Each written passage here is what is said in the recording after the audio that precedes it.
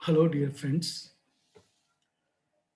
हमारे सिलेबस में एक स्टोरी है। It's a short story. Actually में ये कलेक्शन है जो एक राइटर हैं साउथ इंडियन की सी के लक्ष्मी। उनका स्यूडोनिम, जिसका मतलब होता है राइटर अपने नाम से कई बार अलग हटके एक नाम रख लेते हैं, जो उनका किताबी नाम होता है, जिसको हम स्यूडोनिम बोलते हैं। PSEUDONYM। उनका स्यूडोनिम है अंबाई। उन्होंने एक कलेक्शन लिखा है अ किचन इन द कॉर्नर के नाम से, अ kitchen in the corner of the house. अब ये आपके सिलेबस में उसकी मेन स्टोरी है। अब जैसे कि इसकी थीम इसकी टाइटल से पता चल रही है कि किचन इन द कॉर्नर, तो एक मैं इसकी समरी के साथ में इसका मेजर मैसेज डिस्कस कर लेता हूं ताकि आप इससे रिलेटेड कोई भी क्वेश्चन कर पाए। सबसे इंपॉर्टेंट चीज है, आप छोटी सी बात समझ लीजिए कि इस स्टोरी में एक साउथ इंडियन लड़की है जो अजमेर में एक अपनी फ्रेंड के यहाँ आकर के घर में रुकती है, जो राजपूतों का घर है।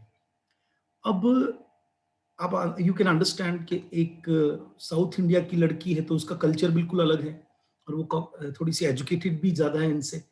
हालांकि जिस घर में ये आके रुकती हैं, उस घर में भी एजुकेटेड बहुएं हैं, लेकिन वो क्या नोटिस करती है कि एक पुरुष प्रधान समाज का एक अलग ही रूप उसको इस घर में नजर आता है, पेट्रियार्कल, जिसमें वो देखती है कि जो घर की बहुएं हैं वो सुबह से लेकर शाम तक किचन में काम करती रहती हैं।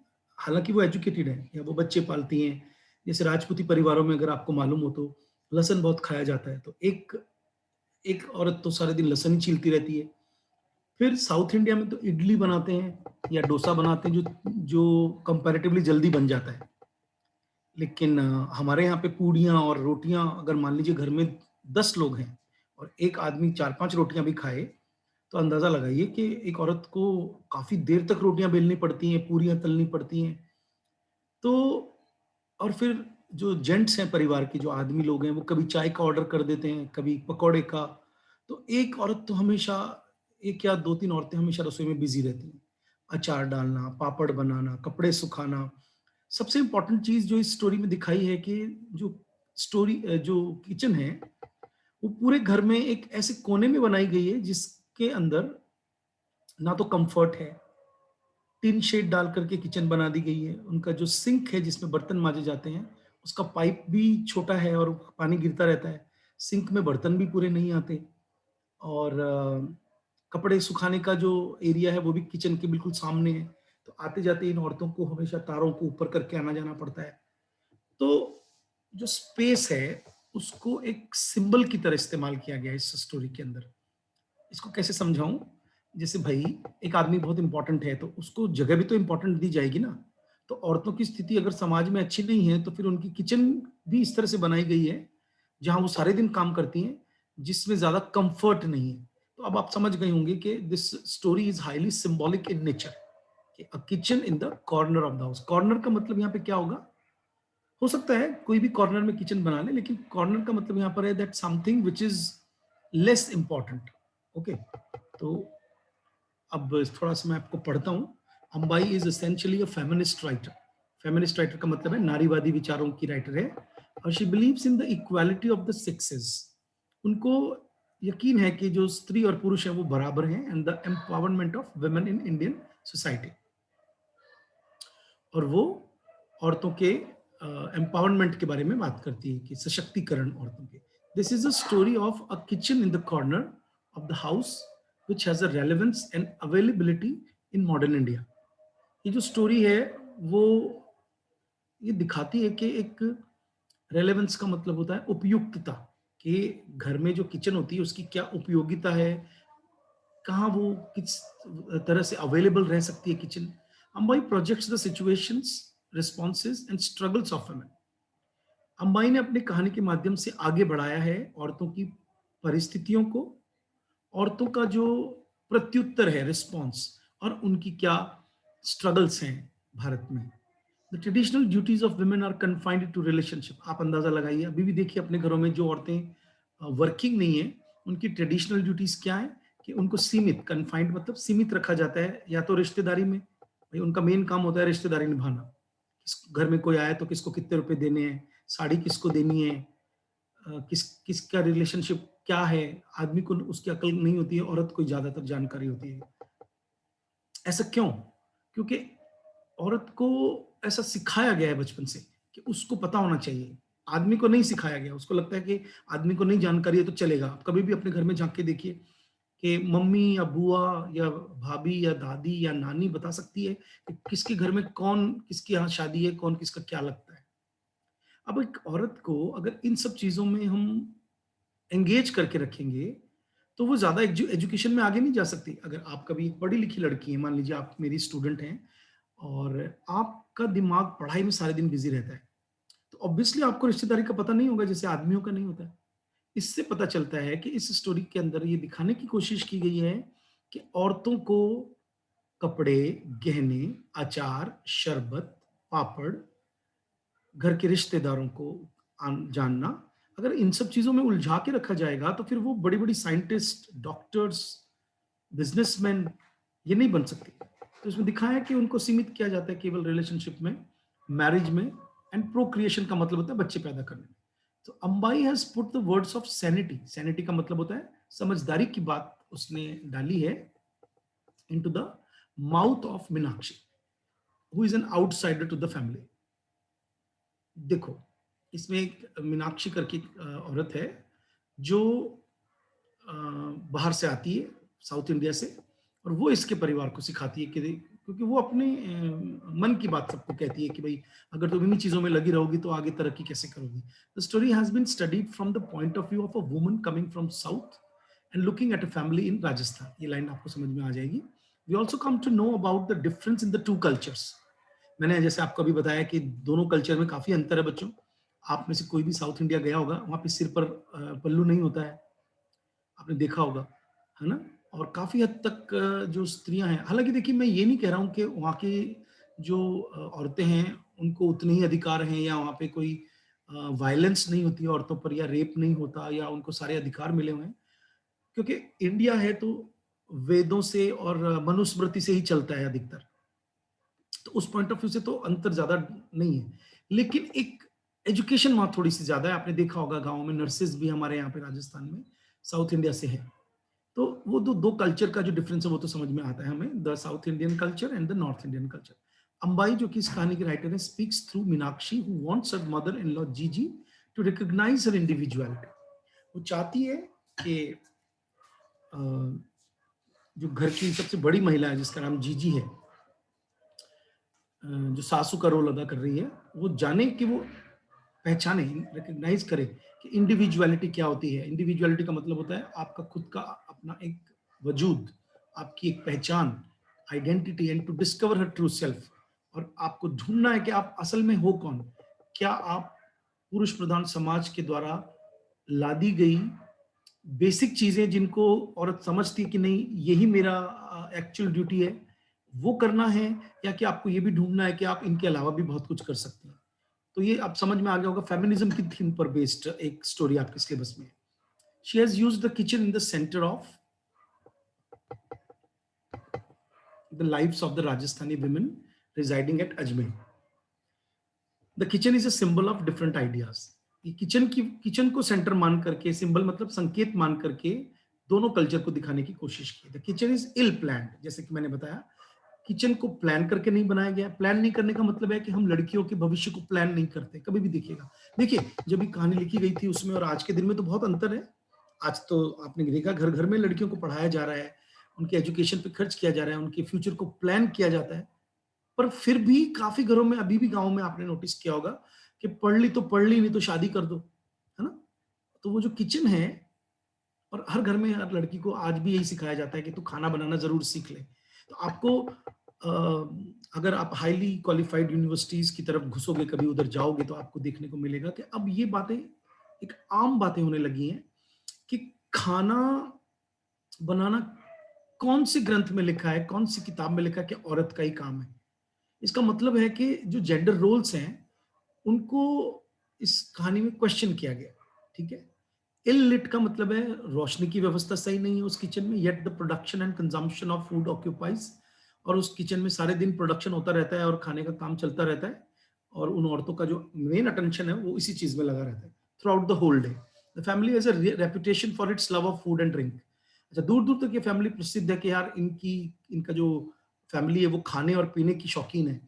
लेकिन फैमिली खाने पीने की शौकीन है, लेकिन सारे दिन किचन में घुटना किसको पड़ता है? औरतों को। लेकिन उनके इस सैक्रिफाइस को कोई याद नहीं करता। The family liked to have educated. इस परिवार के अंदर जब भी बहू का मामला आता है तो वो कैसी बहुएं चाहते हैं? पढ़ी लिखी। अब अंदाजा लगाइए, पढ़ी लिखी बहू केवल देखने के लिए, डेकोरेशन के लिए पढ़ी लिखी चाहिए। उसकी पढ़ाई लिखाई का इस्तेमाल नहीं करते, नौकरी वोकरी नहीं करने देते वो। फेयर स्किन्ड यानी गोरी एंड क्वाइट। क्वाइट का मतलब होता है शांत। डॉटर इन लॉ बहू चाहिए फॉर द थर्ड सन, उनका जो तीसरा बेटा कमा रहा है। That is why Meenakshi from south India is not liked by papa ji. अब वो लड़की आती है और उसकी शादी की बात चल रही है उस साउथ इंडियन से, तो वो पापा जी जो है घर के मेन बुजुर्ग, वो उसको पसंद नहीं करते हैं। क्यों? क्योंकि वो कहते हैं about her, she never stops roaming the town. वो कभी भी शहर में घूमने से बाज नहीं आती है। रोमिंग मतलब घूमते रहना। अब इसका मतलब है कि औरत घर से बाहर गई ज़्यादा किसी काम से, तो उसको पुराने बुजुर्ग जो सदस्य हैं इस घर के, वो नेगेटिव पॉइंट ऑफ व्यू से देखेंगे। She always has a book in her hand. अच्छा, वो पढ़ती रहती है तो वो कहते हैं ये तो हमेशा पढ़ती रहती है और वो हर वक़्त बतियाती रहती है। चैटर बॉक्स का मतलब बातूनी नहीं है। Kusuma was considered a perfect daughter in law. उनके घर में एक पढ़ी लिखी और बहू है, उसका नाम कुसुम है। तो कुसुमा सॉरी, वो एक परफेक्ट डॉटर इन लॉ क्यों? क्योंकि वो पढ़ी लिखी है, एमए है पॉलिटिकल साइंस में, डिप्लोमा है फ्रेंच में उसके पास, लेकिन वो एम्ब्रॉयडरी जानती है यानी कशीदा करना, फ्लावर अरेंजमेंट जानती है मतलब फूलों को सजाना, बेकरी, ब्रेड बनाना, बिस्किट बनाना, स्विमिंग जानती है, मेकिंग जैम, जूस, पिकल्स यानी अचार, लेकिन उसको साथ में ये सब चीज़ें भी आती हैं। अगर ये सब आती है तो भारतीय परिवार में वो एक परफेक्ट बहू है। तो आप समझ रहे होंगे कि रोल्स एक औरत के पढ़ाई लिखाई के बावजूद भारत के आम परिवारों में अभी भी किस नजर से देखे जाते हैं। तो ये आपको यूनिवर्सिटी के अंदर एजुकेशन में रखी गई है स्टोरी, सिर्फ इसलिए नहीं कि आप परीक्षा पास करें, इसलिए कि आप सोचना शुरू करें कि किस हद तक भारत की तरक्की। देखिए, मैं आपको एक चीज और बात जब कहानी पढ़ा ही रहा हूं, तो let me also talk about. आपने कभी नोटिस किया है कोई भी देश की अर्थव्यवस्था, आप अंदाजा लगाइए, एक परिवार है जिसमें हस्बैंड वाइफ दोनों कमाते हैं और एक परिवार है जिसमें केवल एक जना ही कमाता है। ऑब्वियसली अगर हस्बैंड भी काम में पूरा योगदान दे तो वाइफ थकेगी नहीं और दोनों जने मिलकर के उनकी इकोनॉमी जो है वो आगे होगी। अब इस एक घर, you know that house is और अ कॉमन होम और house hold is the unit of the country. तो अगर सारे जो परिवार है उनमें काम बांट लिया जाए और एक देश को अमीर बनाना हो तो उसके अंदर औरतों को उतना ही जरूरी हो जाएगा काम करना। ठीक है। हालाँकि इसके अंदर एक तर्क और दिया जाता है कि बेरोज़गारी की समस्या बढ़ेगी। वो एक अलग चीज़ है, उसकी तरफ अभी हम ध्यान नहीं देंगे। अभी हम ये बात की ओर ध्यान देंगे कि गाँवों में भी इकोनॉमी में औरतें पूरा साथ देती हैं। देखो, घर का काम भी करती हैं, खेतों में जाके भी काम करती हैं, जानवर सँभालती हैं। मैं उनकी ओर इशारा नहीं कर रहा हूँ कि वो पढ़ लिख जाएँ और नौकरी करने चली जाएँ। बात चल रही है कि क्या केवल आदमी के खाने-पीने का सामान ही बनाती रह जाएगी क्या वो सारे दिन? या कि वो गहने ही पहनती रह जाएगी क्या? क्या उसको और चीज़ें नहीं आएँगी? हाउएवर आगे पढ़ रहा हूँ, however she was willing to suffer the injustice. अच्छा, जो कुसुमा बहू है वो अच्छी क्यों है? क्योंकि वो हमेशा विलिंग है। विलिंग का मतलब है उसकी बड़ी इच्छा रहती है कि ठीक है, कोई भी इनजस्टिस यानी अन्याय होता है तो वो सफर कर लेती है, मतलब सहन कर लेती है, and worked according to the dictates of the family. और डिक्टेट्स का मतलब है जो भी नियम है उस फैमिली के, उसके अकॉर्डिंग वो काम करती है। तो ये आम परिवारों की बात है कि बहू अच्छी कब मानी जाएगी? जब वो सबके बाद में खाए, कोई कुछ कह दे तो चुप रहे, ज़्यादा घूमे नहीं, ज़्यादा बड़बड़ ना करे, जवाब ना दे। इसका मतलब तो एक लड़की को चुप कराना हो गया, है ना? So Ambai has showed her brilliance in presenting the character of Meenakshi. तो अंबाई ने, जो स्टोरी की राइटर है, उन्होंने बहुत ब्रिलियंट तरीके से प्रेजेंट किया है मीनाक्षी के कैरेक्टर को। She does not belong to the same social surrounding but comes from southern India. Ambai has made Meenakshi a spokes person. Spokes person का मतलब होता है प्रवक्ता, एक अपनी बात कहने वाली औरत बताइए। मतलब अंबाई ने खुद ना कहानी कह करके मीनाक्षी के मुंह से अपनी बात कहलवाई है। It is through her that the author presents her feminist point of view. एक नारीवादी नजरिया प्रस्तुत किया गया है। Meenakshi gives a very practical and sensible suggestion to papa ji to extend the veranda. Meenakshi कहती है कि भाई आप बढ़ा लो बरामदे बरामदे को ताकि किचन बड़ी हो जाए। तो papa ji takes her suggestion as an affront and insult. तो पापा जी को एक इंसल्ट लगती है। अफ्रंट का मतलब भी इंसल्ट ही होता है बच्चों कि लो जी कल की छोकरी मुझे सलाह देने चली है। This suggestion is outrightly rejected और उसके सलाह को बिल्कुल उसी वक्त नकार दिया जाता है। Although it was endorsed bye her husband Kishan also. हालांकि जो उसका हस्बैंड है किशन, वो उसको मानता है कि हाँ ये तुम सही कह रही है। एंडोर्स का मतलब होता है मानना।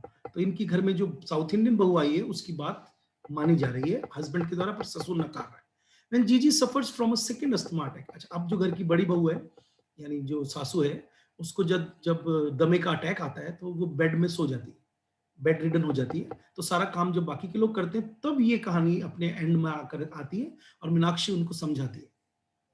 Although she is almost asleep, हालांकि वो सो रही हैं, येट शी गोज नॉस्टैल्जिक, लेकिन वो सोते सोते नॉस्टैल्जिक मतलब पुरानी बातें याद करती है, नरेट्स हर लाइफ हिस्ट्री।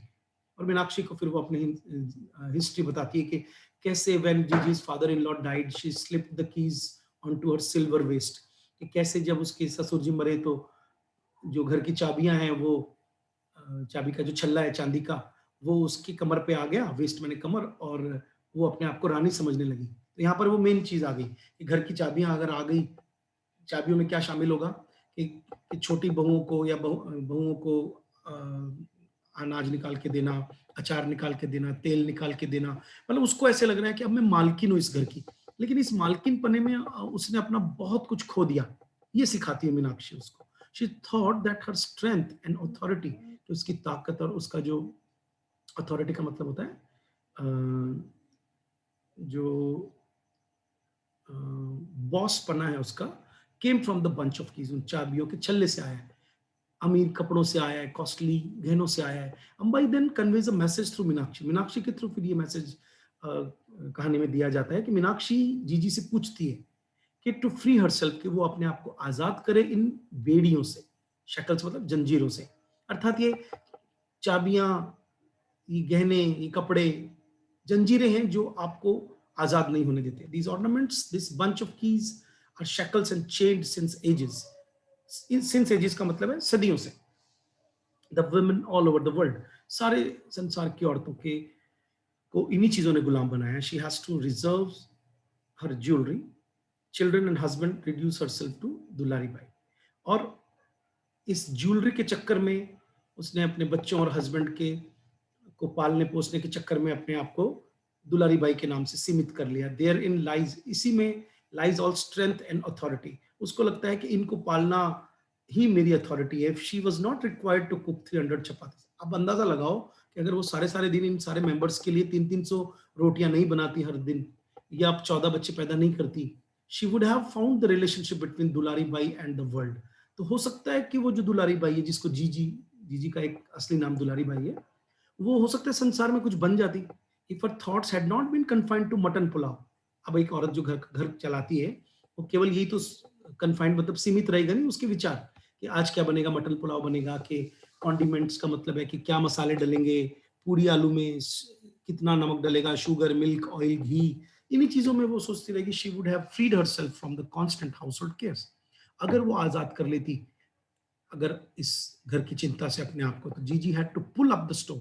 अब फिर ये पूरी लिस्ट बनाई गई है कि उस जमाने में स्टोव जला करता था बत्तियों वाला। तो मतलब उसको रोज ही चौथे दिन विक्स मतलब बत्तियां, स्टोव की बत्तियों को ठीक करना पड़ता, मतलब उसी में उलझी रहती वो सारे दिन, है ना। केरोसिन को स्टोर करना, जैसे आजकल, जैसे हम दोनों, हम हस्बैंड वाइफ वर्किंग है तो हम कोशिश करते हैं कि जो भी घर में रहे वो गैस वाले से सिलेंडर ले ले। तो उस ज़माने में क्या होता था कि केरोसिन लाना पड़ता था। फिर ड्राई राइस और दाल को मतलब उसमें ईलियाँ ना लग जाए, कीड़े ना लग जाए, तो धूप में सुखाओ, आम के अचार बनाओ, है ना? मैंगो के सीज़न में शरबत बनाओ, जूस बनाओ, इन सब चीज़ों में ही सारा दिमाग लगे। और जो पुराने कपड़े हैं उनको बेच कर के कपड़े बर्तन खरीदो, ठीक है? और sprinkle lime on the drainage area का मतलब है कि किचन में जहाँ पर नाली है, वहाँ पे बीच-बीच में नींबू का रस छिड़को जिससे कि चिकनाहट खत्म हो जाए, ठीक है? 15 दिन में एक बार, फोर्टनाइट में 15 दिन। Worry about the periods of a daughter in law, और उसकी डॉटर इन लॉज़ की माहवारी कब आ रही है, कब नहीं आ रही है, किसके गर्भ ठहरा, नहीं ठहरा, इन्हीं सब चीज़ों में अगर उसका दिमाग उलझा रहता रहा, इस वजह से वो तरक्की नहीं कर पाई। यहाँ पे तरक्की का मतलब है अपना एक स्थान बनाना समाज में। क्योंकि आज भी औरत जो कमाती है ना बच्चों, उसकी वैल्यू होती है। उसके पास कहीं न कहीं परिवार वाले, ससुराल वाले उसकी बात को सुनते हैं। Then Meenakshi explains that if all these trifles मतलब ये छोटी-मोटी चीज़ें, had not filled the drawers of her of Gigi's mind, जीजी के दिमाग की दराजों को अगर इन छोटी-मोटी चीज़ों ने नहीं भर दिया होता, तो she would have risen to great heights, तो हो सकता है कि वो बढ़ जाती। ये राइज़न नहीं है, इसे रिज़न बोलते हैं, है ना? म बड़ी-बड़ी ऊँचाइयाँ हासिल करती। She might have seen the Apple fall, तो फिर वो भी न्यूटन की तरह एप्पल को गिरते देखती। समझ रहे हो ना? मतलब कि कुछ साइंटिफिक खोज कर लेती। Steam gathering at the kettle spout, हो सकता है जेम्स वॉट ने जैसे केतली के मुँह से जो स्टीम बाहर निकलते हुए देखी तो उसको स्टीम इंजन बनाने का ख़्याल आया। हो सकता है तो ऐसा कुछ तुम्हें भी आता। Might have discovered new continents. Ambai जिन्होंने ये कहानी लिखी है वो भी तो एक, अगर वो फ्री रही होंगी तभी तो कहानियाँ लिख पाई होंगी, है ना? हो सकता है तुम नए कॉन्टिनेंट यानी नए-नए अ, द्वीप ढूँढ लेती, कविताएँ लिख लेती। She might have painted upon the walls of caves. हो सकता है तुम गुफाओं की दीवारों पर पेंट कर लेती, लेकिन अब औरत फ्री ही नहीं है, तो कैसे कोई पेंटर बनेगी या साइंटिस्ट बनेगी?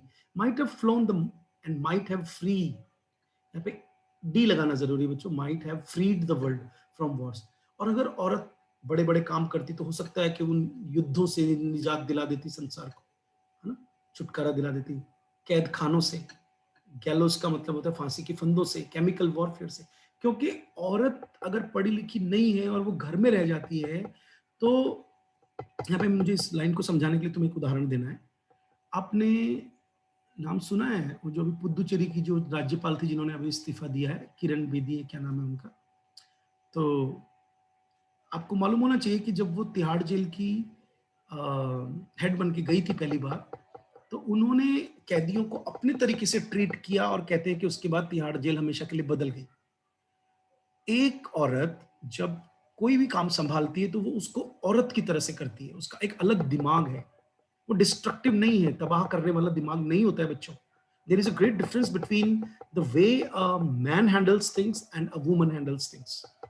तो संसार में बहुत सारे युद्ध नहीं हुए होते, अगर ज़्यादा स्त्रियाँ काम में होती।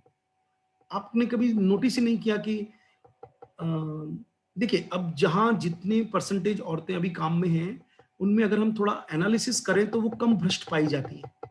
उनके अंदर मानवता की चीज़ ज़्यादा होती है, वो थोड़ी कोमल दिल की होती है, तो अगर औरतें ज़्यादा से ज़्यादा बाहरी फील्ड में होंगी, तो हो सकता है कि इस संसार की तस्वीर बिल्कुल डिफरेंट होगी। ये जानने के लिए ही ये कहानी लिखी गई है, ये बताने के लिए। Meenakshi asked Jiji to sink deeper and reach the universal waters. ये एक मेटाफोरिकल लैंग्वेज है। मीनाक्षी जीजी को कहती है कि तुम और डूबो और पहुँच जाओ संसार के उस समुद्र में, then she can connect herself, तब जाकर के तुम कनेक्ट कर पाओगी with the world that surrounds her. मतलब कि तुम्हें अपने परिवार की इन ज़रूरतों के तरफ सिर्फ ध्यान देने के चक्कर में अपनी आइडेंटिटी को मिटाना पड़ा। Then the sparkle of jewellery will vanish. और तुम अगर ऐसा करोगी तो फिर जो चमक है तुम्हारे गहनों की वो खत्म हो जाएगी। फिर तुम्हारा दिमाग उनमें नहीं जाएगा। आपने देखा होगा पढ़ी लिखी लड़कियां बड़ी-बड़ी डॉक्टर्स हैं, ऑपरेशन करने जा रही है तो वो अपनी अंगूठी देखते हुए थोड़ी जाएगी। उसका जो दिमाग है वो तो दवाई में, ऑपरेशन में, इंस्ट्रक्शंस देने में जाएगा। मैंने बहुत क्लोज़ली इन चीज़ों को नोटिस किया है। आप देखिए कभी कि एक औरत है, ठीक है वो अकेली है तो पर्स देख रही है, अपनी साड़ी देख रही है, मेहंदी देख रही है, ये उसका नेचुरल स्वभाव है। लेकिन जितना ज़्यादा उसको काम में लगाओगे आप पढ़ाई-लिखाई के, उतना ही वो इन सब चीज़ों से दूर होती चली जाएगी, मानवता की सेवा कर पाएगी। ओके, हालाँकि मेरे विचार थोड़े अलग हैं बच्चों यहाँ पे। मैं ये कहना चाहता हूँ कि अगर अपनी इच्छा से किसी परिवार में एक स्त्री परिवार पालना चाहती है, बच्चे पालना चाहती है, क्योंकि देखो इंसान को, आदमी को बच्चे पालने का तजुर्बा भी नहीं है और प्रकृति ने उसको वो स्वभाव और हार्मोन्स भी नहीं दिए हैं। इसीलिए कभी नोटिस किया होगा प्राइमरी टीचर्स जो हैं वो आदमी कम बनते हैं, क्योंकि वो 2 मिनट में बच्चे को डाँट देंगे, डरा देंगे। इसका मतलब है कि कुछ हद तक ये कहानी ठीक भी है, लेकिन मैं नहीं चाहता कि भई मैं अपने विचार आप पर लाद दूँ। आप तो केवल उस अंबाई के विचार देखिए कि राइटर क्या कहना चाह रही है। ठीक है, इट्स गुड, अ, लेकिन ऐसा भी नहीं होना चाहिए कि ज्वेलरी ही ना पहने वो, या कि वो अपने बारे में ना सोचे। बट हाँ, उसको अधिकार देना चाहिए कि वो बाहर जाकर के काम कर सके। उसको फ्री करने में आदमी का बड़ा योगदान रहेगा, क्योंकि आदमी अगर आधा घर का काम नहीं सँभालेगा, वो केवल एक राजा की तरह बैठा-बैठा हुक्म नहीं देगा, तभी ये पॉसिबल है कि औरत भी कुछ कर सकती है। तुम में से कई लोगों की अब आने वाले समय में शादियाँ होंगी, तो तुम नोटिस करोगे कि हस्बैंड्स मोस्टली काम नहीं करते घर में आके। अगर दोनों वर्किंग है तो हस्बैंड आके बैठ जाएगा और वाइफ काम करती रहेगी। वो बाहर भी करके आई है और वो घर का काम भी करती रहेगी। तो इस चीज़ से बचने का एक ही उपाय है कि या तो अपने बेटों को औरतें सिखाएँ घर का काम बचपन से ही। क्योंकि कई लोग ये भी एक एक्सक्यूज़ देते हैं कि साहब हमें तो आता ही नहीं रोटी बनाना। लेकिन मैं तो कई लड़के जानता हूँ जो अकेले हॉस्टल में रहते हैं या बाहर कमरा लेके रहते हैं, उनको खाना बनाना आता है, सब्ज़ी लाना आता है, झाड़ू-पोंछा करना आता है, कपड़े धोना आता है। लेकिन पता नहीं क्यों जब शादी हो जाती है, तो वो ये सोचते हैं कि ये काम शायद अब मेरी वाइफ़ का है।